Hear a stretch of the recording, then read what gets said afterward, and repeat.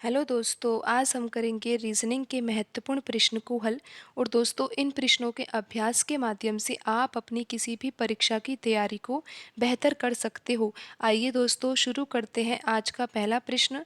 यहाँ पर प्रश्न में दिया है 69:60 समान अनुपात प्रश्न चिन्ह अनुपात प्रश्न चिन्ह। तो दोस्तों, हमें यहाँ पर ये पता लगाना है कि प्रश्न चिन्ह के स्थान पर कौन सी संख्या आएगी।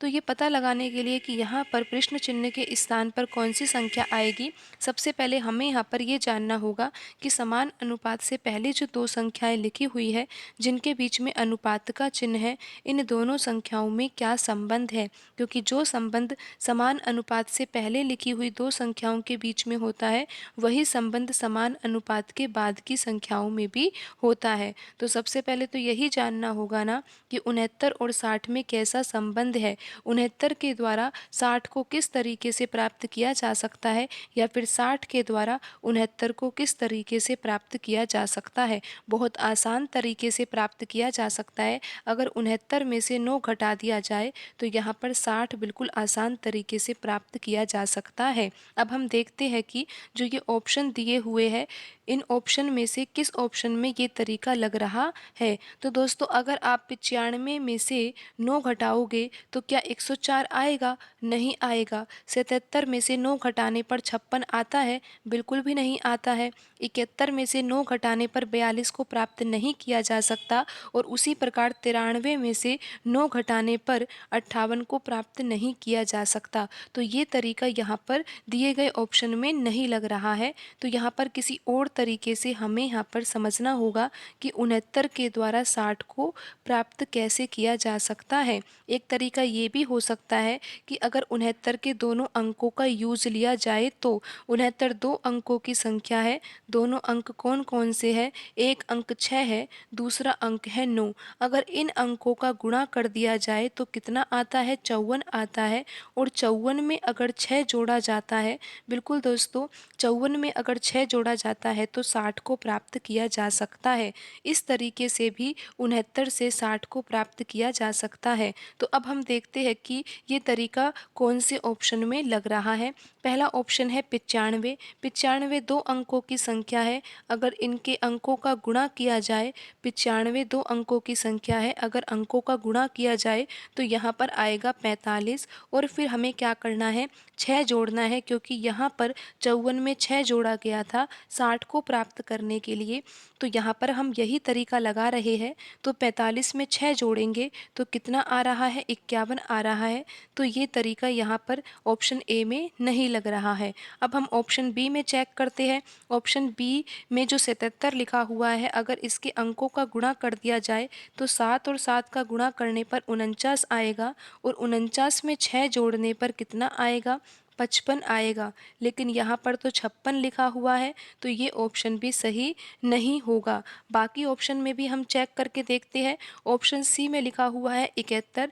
71 के दोनों अंकों का अगर गुणा किया जाता है तो 7 आता है। और फिर 7 में अगर 6 जोड़ा जाता है तो 13 आता है। लेकिन यहाँ पर 42 लिखा हुआ है, तो ये ऑप्शन भी सही नहीं होगा। यहाँ पर ऑप्शन डी में आप देख सकते हो 93 लिखा हुआ है। अगर दोनों अंकों का गुणा किया जाता है तो कितना आता है? 27 आता है। और फिर 27 में अगर 6 जोड़ा जाएगा तो 33 आएगा। लेकिन यहाँ पर 58 लिखा हुआ है, तो ये तरीका यहाँ पर नहीं लग रहा है। तो दोस्तों, अब हमें और किसी तरीके से यहाँ पर सोचना होगा कि 69 से 60 को किस तरीके से प्राप्त किया जाएगा। हमने दो तरीके तो यहाँ पर लगाकर देख ही लिए। पहला तरीका ये था कि 69 में से 9 घटाया था तो 60 आया था। दूसरा तरीका हमने ये यूज़ किया कि अंकों का गुणा किया तो 54 आया। और फिर क्या किया? 54 में 6 जोड़ा जिससे 60 आया। 60 तो आ गया, लेकिन दिए गए ऑप्शन में से कोई भी ऑप्शन में ये तरीका नहीं लग रहा। तो यहाँ पर क्या कोई और तरीका भी हो सकता है? बिल्कुल हो सकता है। और कौन-सा हो सकता है? अगर हम 69 के दोनों अंकों का यूज़ करें, लेकिन इस बार अब हम इन अंकों को जोड़ रहे हैं। पहले हमने इन अंकों का गुणा किया था, लेकिन अब हम इस बार जोड़कर देखते हैं। तो यहाँ पर 6 और 9 को जोड़ने पर कितना आता है? 15 आता है। और 15 में फिर हम 4 का गुणा करते हैं, तो कितना आ जाता है? 60 आ जाता है। तो ये तरीका भी लग रहा है कि अगर हम यहाँ पर 69 के दोनों अंकों को जोड़ते हैं तो 15 आता है, और 15 में 4 का गुणा करने पर कितना आ रहा है?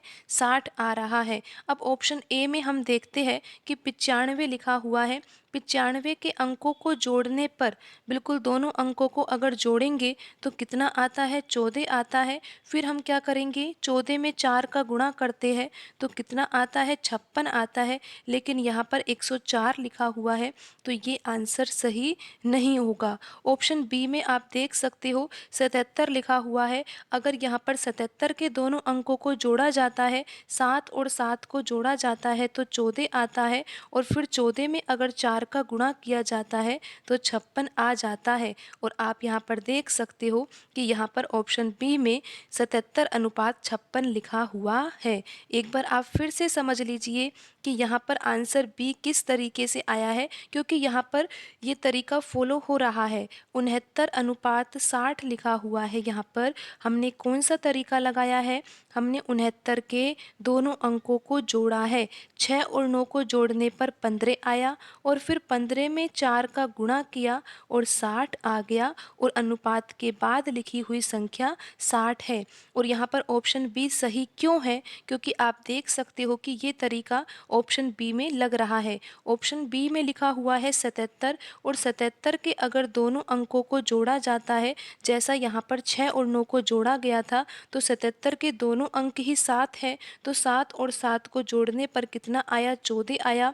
यहाँ पर 15 में 4 का गुणा किया गया था, तो यहाँ पर योगफल 14 आया है। तो 14 में हम 4 का गुणा करते हैं तो यहाँ पर आ जाता है 56। तो यहाँ पर जो सही आंसर होगा वो होगा ऑप्शन बी। बाकी ऑप्शन में ये तरीका लग ही नहीं रहा है। आप देख ही सकते हो कि जो ऑप्शन सी है, अगर 71 के दोनों अंकों को जोड़ा जाता है तो कितना आता है? 8 आता है। और फिर हम 8 में अगर 4 का गुणा करते हैं तो 32 आता है, लेकिन यहाँ पर 42 लिखा हुआ है। ऑप्शन डी भी इसी प्रकार सही नहीं होगा। तो यहाँ पर जो आंसर होगा वो होगा ऑप्शन बी 77:56। तो दोस्तों, इस तरीके से आप इन प्रश्नों को आसान तरीके से हल कर सकते हो। दोस्तों, आज की वीडियो में इतना ही। मिलते हैं अगली वीडियो में। धन्यवाद दोस्तों।